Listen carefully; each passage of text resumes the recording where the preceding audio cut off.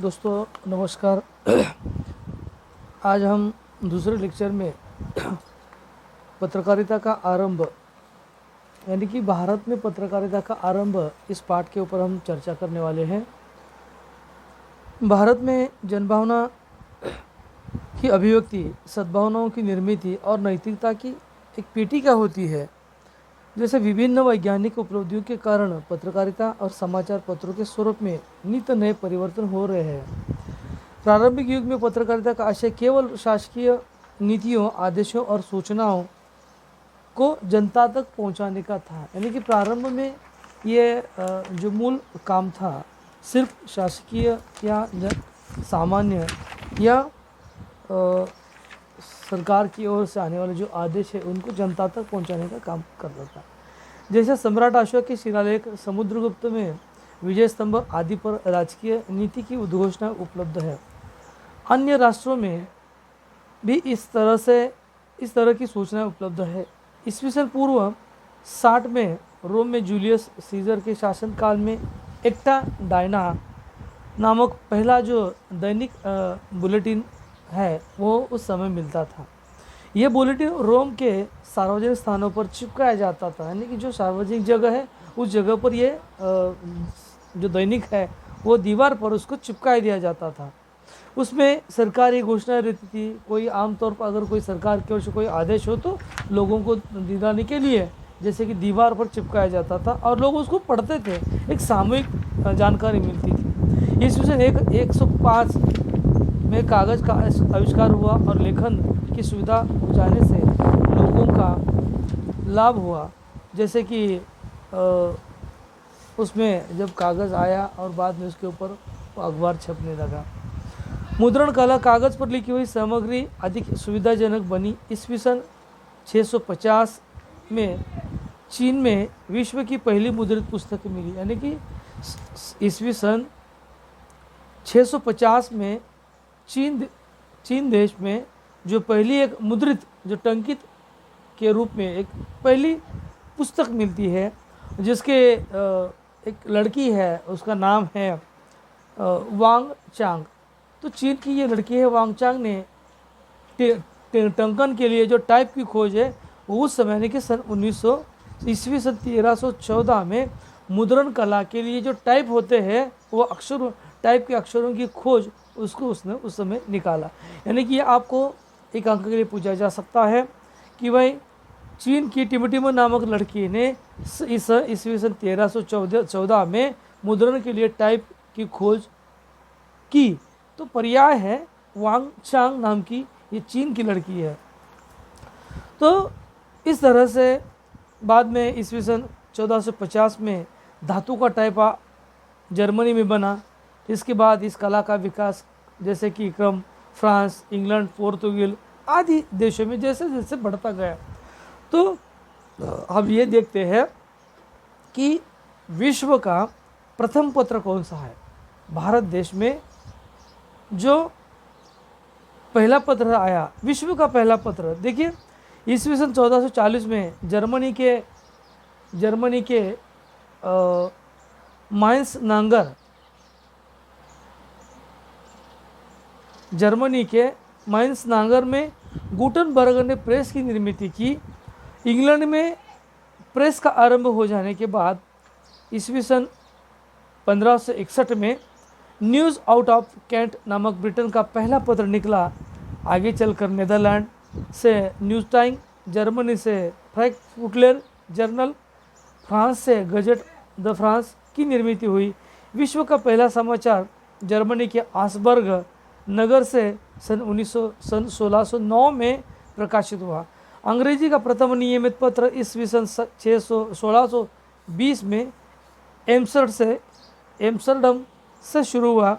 England में press का स्वतंत्र अस्तित्व स्वीकृत हो जाने पर जनरुचि परिष्कार और समाचार पत्रों के महत्व में विकास हुआ। ईस्वी 1690 में public express bye foreign and domestic यह अमेरिका का पहला समाचार पत्र प्रकाशित हुआ। 1690 में अमेरिका में पहला समाचार पत्र प्रकाशित होगा। उसका नाम है कि पब्लिक अक्सम बाय फॉरेन एंड डोमेस्टिक। उसके बाद सन 1702 में अमेरिका में डेली कोट नाम का जो दैनिक पत्र है उसका प्रकाशन आरंभ हुआ। तो इस पद्धति से यानी कि 1702 के बाद जब भारत देश में, हमारे भारत देश में पत्रकारिता का प्रारंभ या पत्रकारिता का उदय इस पद्धति से हो चुका है। संक्षिप्त में हम थोड़ी थोड़ी जो पत्रकारिता का उदय या भारत में पत्रकारिता का उदय जो जानकारी है हम संक्षिप्त में ले रहे हैं। विश्व के सामने भारत में प्राचीन काल में पत्रकारिता का आरंभ नहीं रहा। जैसे भारत में पत्रकारिता का कोई व्यवस्थित इतिहास नहीं है। प्राचीन काल समाचार पत्र जैसी कोई चीज़ नहीं थी। कभी कभी कुछ ऐसी राजकीय घोषणा होती थी कि जिन्हें डुगी पीट कर जनता के सामने पहुंचा दिया जाता था। नगर में घूमकर मुनादी करने वाले अर्थात डोडगर के अलावा ऐसी वो घोषणाएं भी की जाती थी। जैसे जैसे इसमें बदल होता गया, जैसे कि जैसे लड़ाई, संकटकालीन स्थिति, चमत्कारपूर्ण घटना अथवा राज्यारोहण समारोह का वर्णन होता था। कई राजकीय घोषणाओं को शिलाखंडों के स्तंभों अथवा मंदिरों में जैसे कि इसका वर्णन किया जाता था। और इस तरह आगे डोडागिर, घंटे वाले पत्थरों पर खुद की घोषणाएं, मतांतरों के गुट के अवदान, धर्मशाला, सूचना पत्रक आदि मुद्रित अखबार को यानी कि मुद्रित अखबार के पूर्वज कहा जाता था। जैसे कि इस संदर्भ में आगे कई विद्वानों ने अपने मत भी व्यक्त किए गए हैं। संक्षिप्त के तौर पर अगर इसके ऊपर हम चर्चा कर रहे हैं तो ये भी कहा जाता है, डॉक्टर अर्जुन तिवारी ने जो कहा गया है कि आजकल राजकीय घोषणाओं को पलक मारते ही समाचार द्वारा जन जन तक पहुंचाया जाता था। मुद्रण कला के आविष्कार के पूर्व राजकीय घोषणाओं को डुग्गी पीट कर जनता के सामने प्रस्तुत किया जाता था। शिलाखंडों, स्तंभों अथवा मंदिरों में घोषणाएं खुदवाई जाती थी। शिलालेख, अशोक की शिलालेख समाचार पत्रों के आरंभ के रूप है। उसने अपने धम्म का प्रचार इन्हीं लेखों और वैयक्तिक संपर्कों द्वारा किया। देखा जाए तो पुराने मुद्राएं, सिक्के, मतांतरों के गुटके, पत्थरों पर खुदी घोषणाएं, डोडी गिरने वाले घंटों आदि आज के मुद्रित समाचार पत्रों के पूर्वज माने जाते हैं। जैसे कि आईने अकबर में अबुल फजल ने लिखा है, एक न्यूज़लेटर संस्था मुगल राजाओं से पूर्व ही भारत में विकसित थी। प्रत्येक जिले में न्यूज़ राइटर होते थे। मुगल साम्राज्य की स्थापना के साथ ही संवाद सेवाओं के क्षेत्र में भी विस्तार हुआ। देश भर सूचना अधिकारियों का जाल बिछाया गया। औरंगजेब ने राज्य व्यवस्था ठीक रखने और सैन्य व्यवस्था की चुस्ती के लिए सूचनाओं आदेशों को पहुंचाने का सुदृढ़ व्यवस्था की। उस समय वाकयानविसी संवाद लेखक है, खुफियानविसी गुप्त लेखक है और संवाहनविसी जीवनी लेखक माने जो तीन लोग हैं। जैसे कि वाकयानविसी माने कि उसे संवाद लेखक कहा जाता था, और खुफियानविसी यानी कि खुफिया खबरें निकालने वाले जो लोग हैं उनको खुफियानविसी यानी कि गुप्त खबरें निकालने वाले, और संवाहनविसी मतलब जीवन लेखक यानी कि कई लोग ऐसे उस समय कई लेखक थे जीवनी लिखते थे जीवन के, तो राज्य के विभिन्न कार्यों पर कड़ी नजर रखते थे। उस समय इन तीन लोगों के द्वारा जो पत्रकार थे उस समय इनके द्वारा जो निगरानी का काम किया जाता था। औरंगजेब ने पत्रों के इस सीमा तक छूट दे रखी थी कि वे उसके परिवार सदस्यों तक आलोचना कर सके। औरंगजेब के दरबार में वेनिस निवासी निकोल मुनकी नामक एक इतलावी कुछ समय तक रहा। उसने तत्कालीन संवाद लेखन और संवाद संप्रेषण में लिखा है कि मुगलों का यह नियम था कि वाकयानविसी और कैफियानविसी अर्थात साम्राज्य संबंधी सार्वजनिक गुप्त समाचारों का लेखक सप्ताह में एक बार अपनी पुस्तक में यह जरूर दर्ज करता था कि वकाया गुजरा है। इसका यह अर्थ यह है कि वह एक तरह का गजट अथवा सारांश तैयार करता था जिसमें अत्यंत महत्वपूर्ण घटनाओं का उल्लेख होता था। इन समाचार वाले पत्रों को बादशाह के सामने रात्रि को 9 बजे हरम की बेगमें पढ़ती थी, जिसमें बादशाह को ये पता रहता था कि उसके राज्य में क्या चल रहा है। माने कि रात के 9 बजे राजा के राजमहल में जो उनकी बेगम है यानी कि जो कुछ महिलाएं थे बेगम नाम की, तो वो पढ़ते थे और उस समय राजा को मालूम होता था कि राज्य में क्या चल रहा है, उसके राज्य में क्या हो। तो इसके अतिरिक्त गुप्तचर भी तैनात रहते थे। ये महत्वपूर्ण विषयों पर साप्ताहिक ब्यौरा भेजा जाता था। उनके ब्यौरों का मुख्य विषय, जैसे कि विषय यह लेता था कि शहजादे क्या कर रहे हैं, अपना ये करते हुए भी लिखित ब्यौरा भेजकर पूरा करते थे। और इस तरह से उस समय कुछ लेखा जो लेख था। आगे चलकर जैसे कि अंग्रेजों के शासन, अंग्रेजों के आगमन से पहले भारत में पहला छापखाना, अंग्रेजों के आगमन से पहले भारत में पहला छापखाना गोवा में सन 1557 में स्थापित हुआ, जिसमें मलयालम भाषा में पहली ईसाई धर्म की पुस्तक छपी थी 1557 में। दूसरा प्रेस 1578 में तमिलनाडु के तीनबली जिले के पोरिकिल नामक स्थान पर लगा। तीसरा प्रेस है सन 1602 में मालाबार के विपिकोटा में पादचारियों ने स्थापित किया। और सन 1616 में बम्बई में पुर्तगालियों ने, और जब अंग्रेज भारत आए एक प्रेस की स्थापना की सन 1679 में विंचूर, वो ये दक्षिण में है, तो विंचूर में दक्षिण में अम्बालाकांड गांव है, उसमें एक प्रेस लगवा दिया, जैसे कि जिसमें कोचिन तमिल शब्दों को छपाया गया। सन 1662 में काठियावाड़ के भीमजी पारख ने बम्बई में छपखाना स्थापित किया, यानी कि सन 1662 में महाराष्ट्र के बम्बई में 1662 में एक भीमजी पारख द्वारा एक छपखाना स्थापित हुआ।